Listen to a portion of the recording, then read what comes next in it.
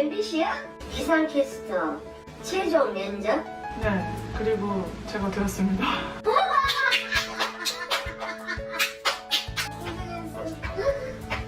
고생했어. 엄청난 경쟁률을 뚫고 MBC 기상캐스터가 된 오요한나 씨. 이후 한 인기 예능 프로그램에도 출연하며 더 유명해졌습니다. 그러던 지난해 연말 갑작스러운 사망 소식이 전해졌습니다. 그리고 최근 직장 내 괴롭힘 의혹이 제기되면서 충격을 더하고 있는데요. 고 오요한나 씨에게 그동안 무슨 일이 있었던 건지 지금부터 자세하게 알아보겠습니다.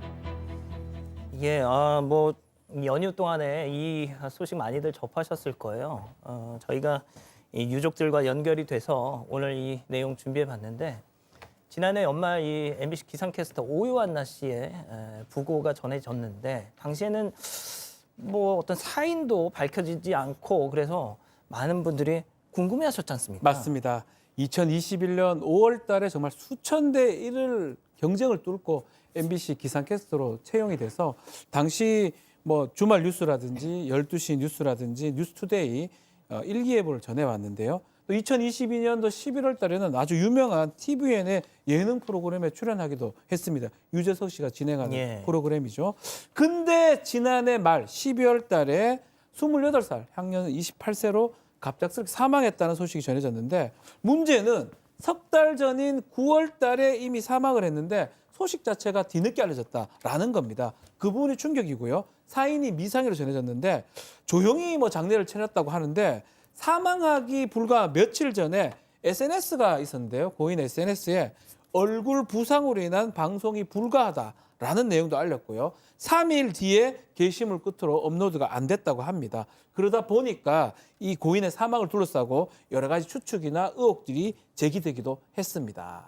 이 고인이 사망하던 당시만 해도 그냥 유족들도 구체적인 내용은 몰랐다고 하죠. 그런데 이후에 이 휴대폰 잠금이 어떻게 풀리면서 유족들이 그 안에 있던 내용들을 공개하면서 이렇게 세간에 알려지게 된 건데, 자, 유족 측이 이제 고인과 함께 일하던 동료들을 상대로 민사 소송을 제기한 사실이 최근 보도가 됐는데 한마디로 정리하면 직장 내 괴롭힘이라는 겁니다. 네, 그렇습니다. 작년 12월에 직장 내 괴롭힘에 대해서 손해배상 청구 소송을 제기를 했어요. 그러니까 같은 직장에 있던 동료들한테 약 2년 동안 폭언을 들었고 또 부당한 지시로 인해서 고통을 받았다고 지금 유족들이 주장을 하고 있습니다. 그러니까 나중에 비밀번호, 그러니까 휴대폰의 비밀번호를 풀면서 그 안에 일기, 그다음에 뭐 유서는 원고지 17장 분량이라고 하는데요. 같이 일하던 기상캐스터들한테 받은 피해가 가득했다고 합니다. 자, 말씀드린 것처럼 저희가 이 유가족과 연락이 닿았습니다. 어렵게 당시 이야기를 좀 많이 들을 수 있었는데요.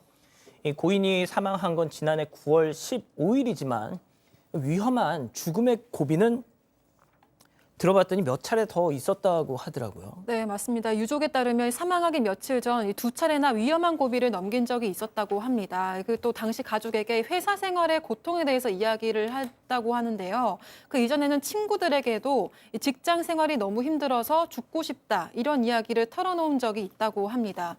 또 그동안 고인은 정신과를 10여 군데를 다니면서 약을 처방받을 정도로 고통스러운 시간을 보낸 걸로 뒤늦게 알려졌습니다. 아무래도 얼굴이 알려진 방송인이어서 병원을 여러 군데를 돌아다니면서 수면제 등을 처방받은 것 같다는 게 유족 측의 입장이고요. 이 병원에서도 속내를 다 털어놓지는 못했고 딱 두 군데에서만 직장에서 겪은 어려움을 이야기했었다고 합니다. 자, 어렵게 꿈을 이룬 걸 알기에 가족들은 이 고통스러운 시간도 잘 견뎌주겠지 이렇게 바랬던 것 같습니다. 하지만 고인의 고통, 그게 달했던 게 아닌가 싶은데요. 이 당시 이야기 유족에게 직접 들어봤습니다. 9월 6일 날 이제 한 2시경인가 전화가 왔어요, 저한테. 그 가양대구에서 뛰어내리려고 하는 거를 지나가는 할머니가 머리채를 붙잡아서 끌어내려가지고 신고를 하고 경찰이 출동해서 지금 파출소에 보호 중이다. 근데 이제 왜 죽으려고 그랬냐 그랬더니 자기 직장 힘들다. 일단 등뼈가 부러져 나올 것 같이 아프고 창자가 다 끊어질 것처럼 힘들어. 사는 게 너무너무 고통스러워서 차라리 평안해지고 싶다 이런 얘기를 하더라고요. 그래서 안 되겠다, 너 가족 동원 입원해서 6개월 입원시켜야 되겠다. 자, 내일 방송 해야 된다. 광고 계약에 나서면 광고 찍어야 된다. 안 죽는다. 그냥 확인 내본 거다. 자, 들으신 것처럼 지난 9월 이제 가양대교에서 뭐 그렇게 하려고 했다 이런 말씀을 지금 유가족이 하셨는데, 이 MBC가 상암동에 있지 않습니까? 저희도 사옥이 상암동인데 여기서 가양대교는 걸어서 갈 수 있는 그런 거리에 있습니다. 그러다 보니까 아마도 본인이 이제 회사에 출근해서 퇴근하던 길에 뭐 그런 행동을 하려고 했던 게 아닌가 저도 짐작이 되더라고요. 자, 아무튼 팀장님 들으신 것처럼 뼈가 부러지고 창자가 끊어질 것 같은 고통이었다.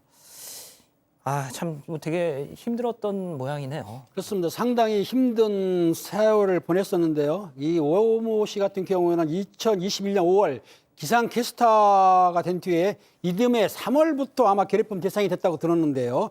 오모 씨가 자신을 괴롭힌 사람에게 보낸 메시지를 보게 되면 이런 소리 들을 만큼 최악인가 싶어서 내가 기상팀 존폐를 논할 만큼 잘못하고 있는 거야?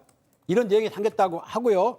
고인이 자필 일기장을 보게 되면 7월 16일 날 작성된 일기에는 뭐라고 써있냐면 억까 미쳤다. 그러면서 상대가 자신을 억지로 괴롭혔다는 내용을 담으면서 말투가 너무 폭력적이다. 진짜 열받음. 이런 걸 쓴 걸로 보면 본인이 상처를 많이 입은 것으로 보입니다. 자, 도대체 고인을 이렇게 고통스럽게 한 그 괴롭힘의 실체 대체 어느 정도였던 걸까요? 체크포인트 짚어보죠. 자, 분장실의 왕 언니입니다. 과거 한 개그 프로그램 코너 이름과도 좀 비슷해 보이는데 마치 기상캐스터들 세계가 그랬다는 겁니다. 유족 이야기 이어서 들어보시죠. 자기들끼리 만든 단톡방이 싸가지 없는 놈들 이렇게 옷 조심해서 입으라고 했는데 말 맞춰 안 듣고 대대체 싸가지가 없어 걔들 우리 후배라고 취급하지 말자 그러면서 우리 아침 방송 막 술 냄새 나고 씻지도 않고 와가지고 그래서 또 이제 갑니다. 완전 미친 거죠. 쌍으로 미쳤다 쟤들 이렇게 얘기하죠. 그러니까 마치 그 개그 콘서트의 그 분장실의 왕언니 같은 그런 분위기더라고요. 그러니까 뮤퀴즈를 나간 뒤에 이제 이게 도화선이 돼서 모두의 지시를 받게 되는 대상으로 바뀐 거예요. 자, 지금 이제 그 유족이 고인의 휴대전화에서 나온 내용을 이렇게 어떻게 보면 대독한 그런 상황입니다.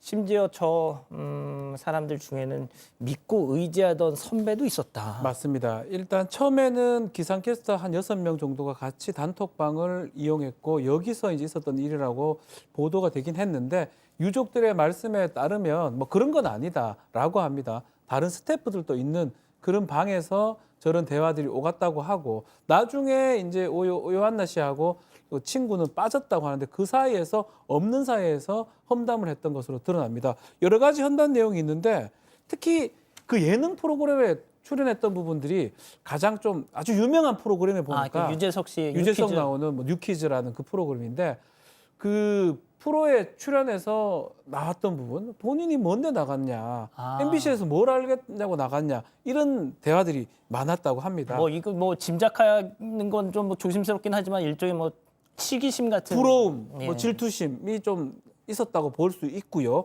거기서 그 이후에는 이제 요한나 씨한테 냄새가 난다라든지 냄새가 난다고요? 피해자 코스프레 하고 있다. 우리가 피해자다라고 하면서 유명한 그 학교 폭력 다룬 더 글로리 그 다루면서 연진이 같은 경우는 방송에다 잘했고 남편에도 있지. 자기는 그것도 못하면서 피해자 코스프레 겁나게 한다. 우리가 피해자다. 그리고 자기애가 너무 강하면서 공감력이 떨어진다라고 험담을 서로 했다고 합니다. 야, 정말 카톡 내용이 사실이면은 뭐 조사를 앞으로 하겠죠. 그런데 뭐 내용이 좀 많이 심각해 보이네요. 자, 그런데 이런 내용들이 보도가 되니까 MBC에서도 곧장 또 입장을 내놨는데 그 내용이 더 어떻게 보면 그 논란을 더 키웠다 이런 지적도 많이 나오고 있습니다. 네, 맞습니다. 지금 고인이 직장 내 괴롭힘 피해자였다는 의혹이 뒤늦게 제기된 가운데 유족들의 민사소송 제기부터 익명의 시민이 경찰과 고용노동부를 상대로 고발까지 하면서 의혹이 더 심화되고 있습니다. 하지만 MBC는 고인이 프리랜서로 일하면서 자신의 고충을 담당 부서나 함께 일했던 관리 책임자들에게 알린 적이 전혀 없었다고 공식 입장을 밝혔습니다. 그러면서 고인이 피해 사실을 조금이라도 알렸다면 회사는 당연히 응당한 조사를 했을 것이라면서 고인이 사망 전 MBC 관계자들에게 피해 사실을 알렸다는 언론의 보도에 대해서는 그 관계자가 누구인지 저희에게 알려주시기 바란다 이렇게 말하기도 했습니다. 또 동시에 정확한 사실도 알지 못한 채 마치 무슨 기회라도 잡은 듯이 이 문제를 MBC 흔들기 차원에서 접근하는 세력들의 준동에 대해서도 우려를 표한다 이런 입장을 밝히기도 했습니다.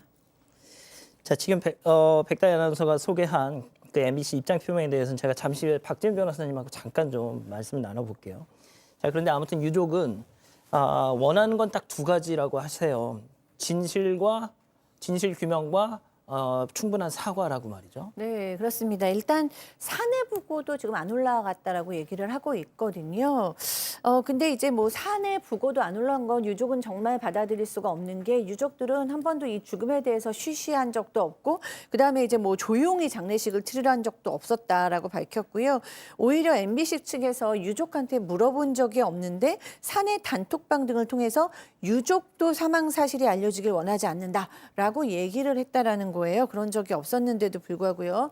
그리고 이제 뭐 또 어떤 사람이 항의를 하니까 사내 고위급 인사의 지시가 있었다라는 말을 뭐 들었다. 회사에서 조직적으로 이 사실을 은폐하라는 것 같다라고도 했다는데 뭐 이거는 이 분의 의견이죠. 아직은.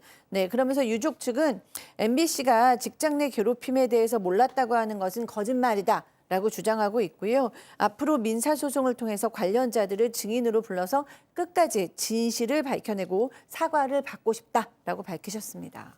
예, 그 MBC 언론 노조 역시도 이번 사인에 대해서 진상 조사를 해야 한다고 그렇게 입장을 밝혔더라고요. 그리고 고용노동부는 MBC의 자체 조사를 하도록 지도할 예정이다. 이렇게 또 밝혔습니다.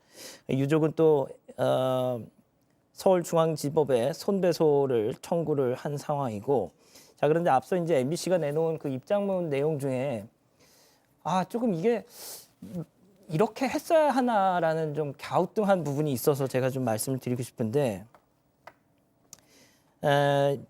MBC 관계자 4명한테 그 피해 사실을 알렸다고 한다면 그 관계자가 누군지 저희한테 좀 알려주시기 바란다. 이게 그 입장문에 내용이 나와 있습니다. 문장이.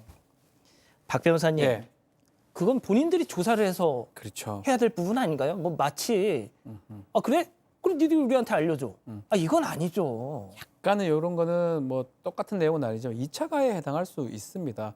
어쨌든 간에 그렇게 만약에 인과성이 있다고 하면 그 조사의 책임은 회사나 MBC에서 지금 해야 될 부분이고요. 찾아내라, 알려달라라고 얘기하는 거는 뭔가 책임을 면피하는 것처럼 보이기도 하고요. 또 피해자에게 두 번째 피해를 가하는 걸로 봐야 될 것 같거든요. 그래서 2차 가해라고 표현할 수 있을 것 같고요. 그리고 무슨 어떤 준동이라든지 뭐 그런 얘기는 사실은 납득하기가 좀 어렵습니다. MBC 흔들기하고 이 부분하고 연관성은 사실 없다고 봐야 되거든요. 근데 실제 일부 네. 극우 유튜버들이 이 문제를 가지고 정치적으로 활용한 부분도 있긴 합니다만 그건 그거고 이거는 예. 이거대로 해결해요. 그러니까요. 만약에 회사 내에서 따돌림이나 어떤 괴롭힘 때문에 이런 극단적인 그런 선택을 했던 인과성들이 이런 것들이 밝혀진다면 회사도 책임에서 자유로울 수가 없는 거거든요. 그게 뭐 준동이든 뭐든 그거는 유튜브에서 얘기한다고 하더라도 그렇죠. 밝힐 거는 밝히고 얘기를 해야 하고 분리해서 대응을 해야 되는데 뭔가 합쳐서 대응하는 부분 아마 앞으로는 좀 잘 대응해야 되지 않을까 생각을 해봅니다. 예. 그 세력들의 준동 이런 표현은 들어가 있었는데 정작 그 입장문에 뭐 고인의 명복을 빈다든지 정작 그런 표현은 하나도 없었다. 그래서 정말 보수 언론이든 진보 언론이든 양쪽에서 많은 지적을 받고 있더라고요.